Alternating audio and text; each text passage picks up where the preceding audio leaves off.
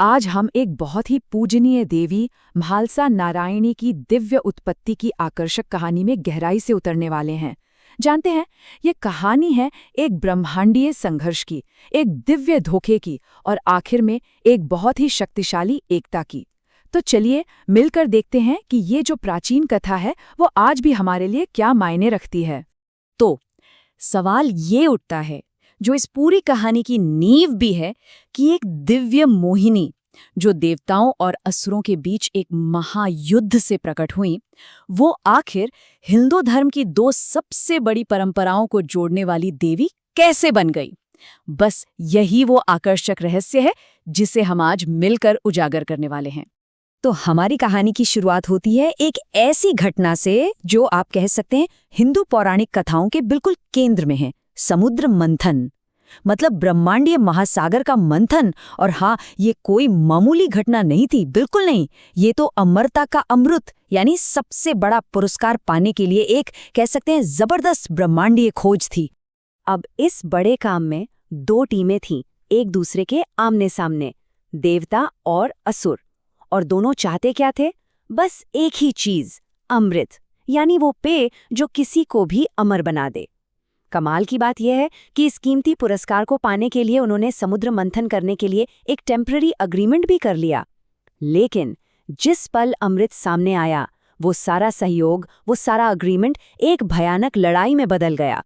और जैसे ही देवताओं और असुरों के बीच अमृत को लेकर झगड़ा बढ़ा ना, तो समझिए कि पूरा ब्रह्मांडीय संतुलन ही दांव पर लग गया था। इस बड़े संकट को, इस गतिरोध को तोड़ने के लिए कुछ बहुत ही असाधारण करने की जरूरत थी। और बस यहीं पर कहानी एक ऐसा अविश्वसनीय मोड़ लेती है जिसके बारे में हम बात करने वाले हैं। तो देवताओं के पक्ष में बाजी पलटने के लिए संरक्षक देवता भगवान विष्णु ने एक चाल चली। उन्होंने खुद को मोहिनी में बदल लिया, एक ऐसी दिव्य सुंदरी जिनका आकर्षण ऐसा था कि उसे नजरअंदाज करना किसी के लिए भी नामुमकिन था। समझिए, ये सिर्फ एक भेस नहीं था, ये तो एक शक्तिशाली दिव्य अवतार था जो पूरा का पूरा खेल बदलने वाला था। मोहिनी का मिशन एकदम साफ था। उन्होंने अपनी अलौकिक सुंदरता और आकर्षण का इस्तेमाल किया और असुरों को पूरी तरह से मंत्रमुग्ध कर दिया।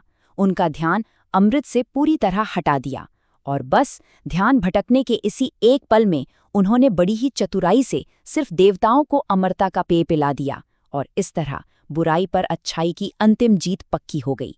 सच में दिव्य रणनीति का एक शानदार प्रदर्शन था ये। पर रुकिए, मोहिनी की कहानी समुद्र मंथन के साथ ही खत्म नहीं हो जाती, बिल्कुल नहीं। उनका जो दिव्य सार था ना, वो पृथ्वी पर एक नया रूप लेने वाला था, जो इस खगोलीय घटना और एक प्रिय देवी के जन्म के बीच एक बहुत ही महत्वपूर्ण कड़ी बनाता है। तो देखिए, ये पूरा वंश कितना खूबसूरत है। सब कुछ एक ब्रह्मांडीय जरूरत से शुरू होता है, समुद्र मंथन से, जिससे दिव्य हस्तक्षेप की जरूरत पड़ी। फिर आता है खगोलीय रूप, जब विष्णु देवताओं की मदद के लिए मोहिनी बन जाते हैं। और आखिर में होता है सांसारिक अवतार, जब मोहिनी बाद में पृथ्वी पर म्हालसा नारायणी के रूप में पुनर्जन्म लेती हैं। देखिए, एक अवतार की एकदम सीधी और स्पष्ट रेखा है ये।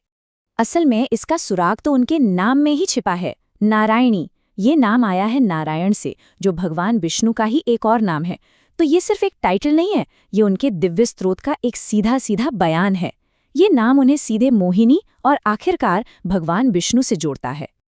और दिलचस्प बात यह है कि अपने इतने दिव्य मूल के बावजूद म्हालसा का जन्म पृथ्वी पर एक वैश्य यानी एक व्यापारी परिवार में हुआ था।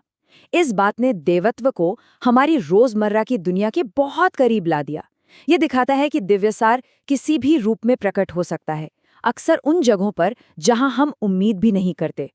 चलिए, अब हम उनकी कहानी के अगले और शायद सबसे महत्वपूर्ण अध्याय पर आते हैं, उनका विवाह। और सुनिए, ये कोई साधारण विवाह नहीं है, ये एक इतना शक्तिशाली प्रतीक है जो हिंदू धर्म की दो सबसे महत्वपूर्ण धाराओं को एक साथ ले आता है। तो देखिए, ये मिलन कितना पवित्र है। एक तरफ है म्हालसा नारायणी, जो विष्णु का अवतार हैं और वो वैष्णववाद का प्रतिनिधित्व करती हैं, यानी विष्णु के अनुयायियों की परंपरा। और उन्होंने विवाह किया खंडोबा से, जिन्हें खुद भगवान शिव का एक रूप माना जाता है, जो शैववाद के केंद्र में है। तो ये विवाह इन दो प्रमुख परंपराओं के बीच एक पुल की तरह है। तो समझिए, ये मिलन सिर्फ एक पौराणिक कहानी से कहीं ज्यादा है। ये एक बहुत ही गहरा प्रतीकात्मक काम है जो एकता और सद्भाव को दिखाता है। ये हमें ये भी बताता है कि विष्णु और शिव के मार्ग, जिनकी पूजा अक्सर अलग-अलग की जाती है, आखिरकार एक ही दिव्य सच्चाई की ओर ले जाते हैं। तो चलिए अब देखते हैं कि ये सारी बातें उनकी स्थायी विरासत और महत्व में कैसे बदल जाती हैं, खासकर महाराष्ट्र और गोवा के इलाकों में, जहां वे आज भी एक बहुत प्रिय देवी है। और हाँ, कई लोगों के लिए और मेरे अपने परिवार के लिए भी वे एक पूजनीय कुल देवी हैं, यानी हमारी परिवार की देवी। तो चलिए अब सब कुछ एक साथ समेटते हैं। महालसा नारायणी कई शक्तिशाली विचारों का प्रतीक है। वो खगोलीय सुंदरी मोहिनी का पार्थिव रूप है। उनका नाम उन्हें सीधे सीधे भगवान विष्णु से जोड़ता है, और खंडोबा के साथ उनका विवाह दो प्रमुख हिंदू परंपराओं को जोड़ने वाला एक पुल है। इन्हीं सब कारणों से वे पश्चिमी भारत में इतनी प्रिय देवी हैं, और उनका मुख्य सबसे प्रसिद्ध मंदिर उत्तरी गोवा के बहुत ही खूबसूरत गांव मारदोल में है। तो इस चर्चा के आखिर में एक सवाल पर सोचते हैं। महालसा और खंडोबा की कहानी हमें उन शक्तियों को एकजुट करने के बारे में क्या सिखाती है, जो अक्सर एक दूसरे के विपरीत लगती हैं? और ये जो थीम है एकता का, इसे हम दुनिया की दूसरी संस्कृतियों और कहानियों में और कहाँ-कहाँ देख सकते हैं? इस पर सोचिएगा जरूर।